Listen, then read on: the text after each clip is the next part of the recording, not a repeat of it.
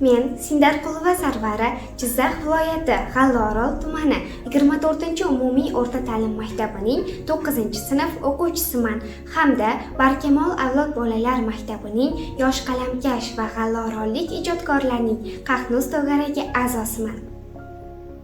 Yosh qalamkash to'garagining qariyb 3 yillik a'zosiman va bu vaqtga qadar ko'plab yutuqlarga erishib kelmoqdaman. Jumladan, Kamalak yulduzlari, Zulfiya xonim kabi bir qator ko'rik tanlovlarning viloyat, respublika laureatiga aylanib kelmoqdaman va 2024-yilda erishgan yutuqlarimdan biri Billur tuyg'ular nomi ostida mualliflik kitobim nashrdan chiqqanidir.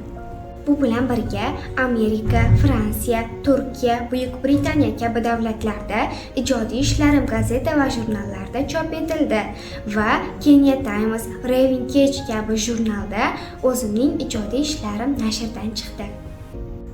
Ko'zlarimda porlaydi uchqun, yuragimda hech bo'lmas tugun. Shamollarga bermayman tutqun, men o'zbekning erka qiziman. Navoiyning izdoshlarimiz, Zulfiyaning yurtdoshlarimiz, vatanimning hur yoshlarimiz, men o'zbekning erka qiziman.